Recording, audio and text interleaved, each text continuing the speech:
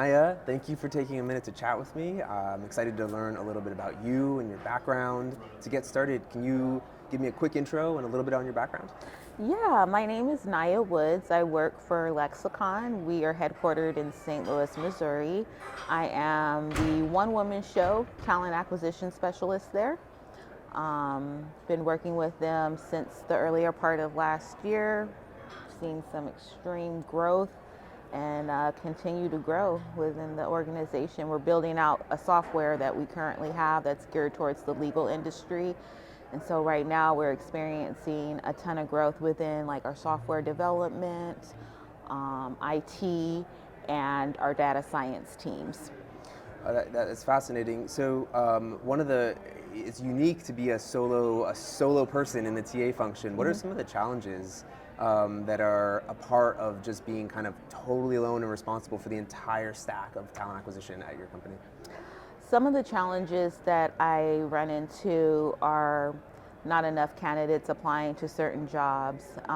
So having the responsibility of going out there and sourcing the candidates, headhunting, if you will, just reaching out to some passive candidates to see if they're open to new opportunities. Another challenge that I run into is the ability to discuss possible increase in salary ranges for some roles that we haven't necessarily had to hire for in a long time prior to the pandemic.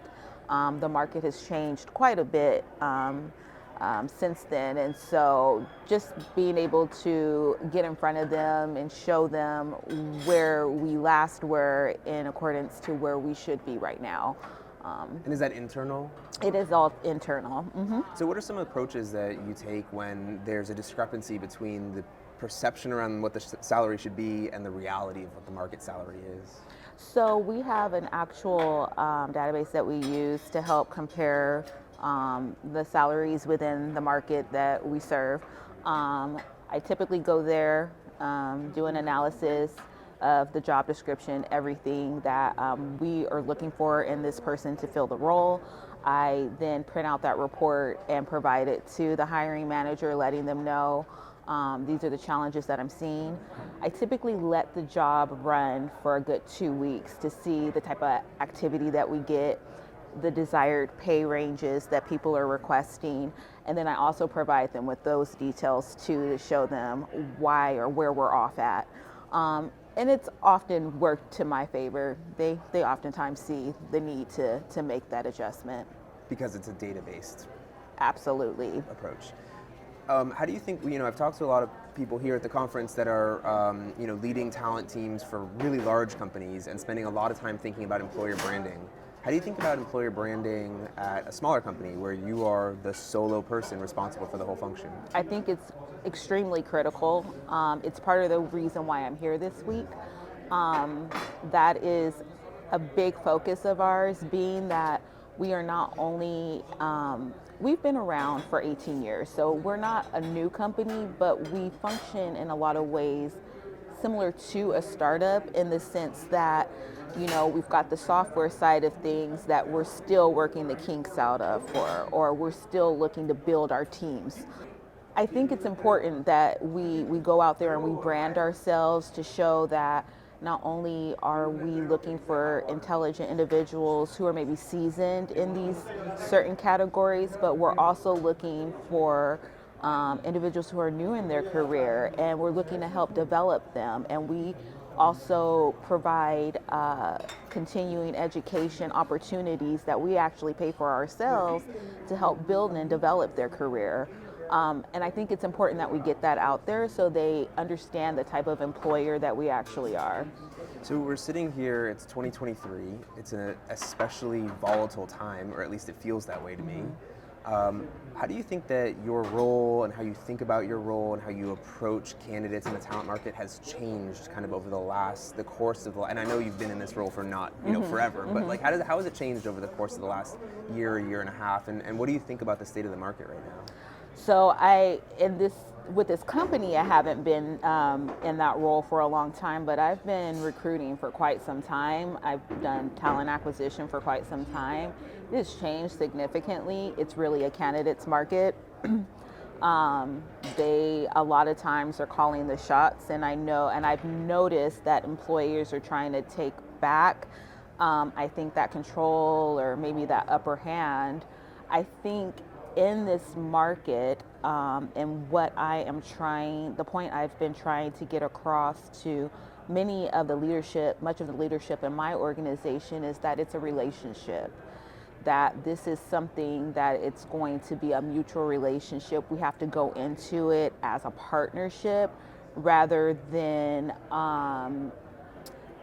the mindset that we are going to accept these people into these roles and lead them or direct them to do. I mean, obviously that's obvious, but when it comes to the job market now, it's the employer employee relationship, the employer candidate relationship has to be viewed more so as a partnership or a mutual relationship. So there's some mutual respect there, and things get off to a good start, in my humble opinion.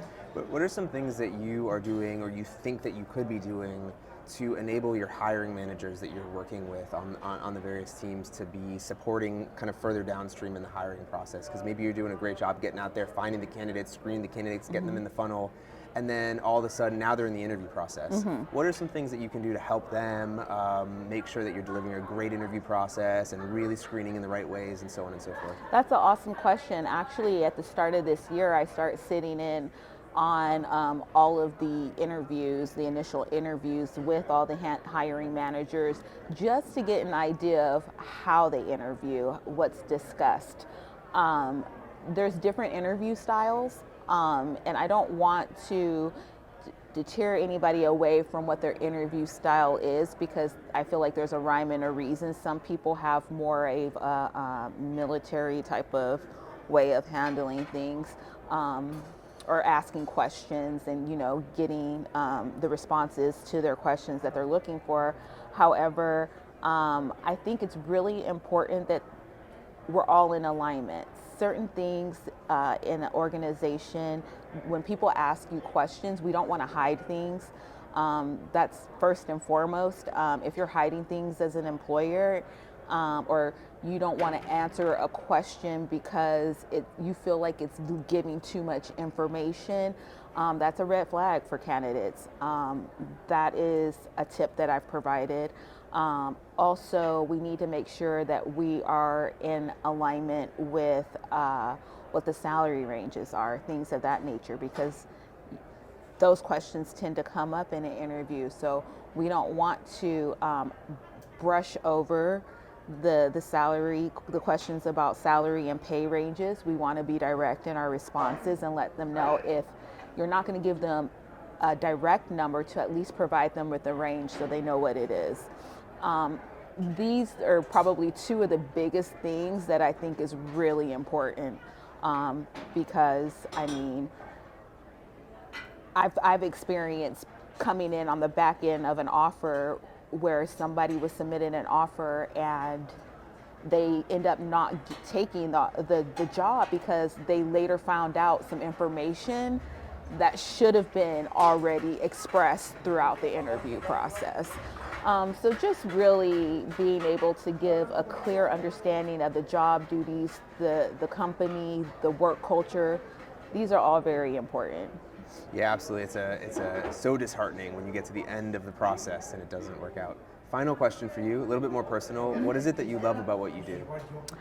I love giving people the opportunity to do what they like to do. I love giving people the chance to prove themselves. I love the opportunity to give them, or love giving them the opportunity to work for our organization, because we have a really great organization.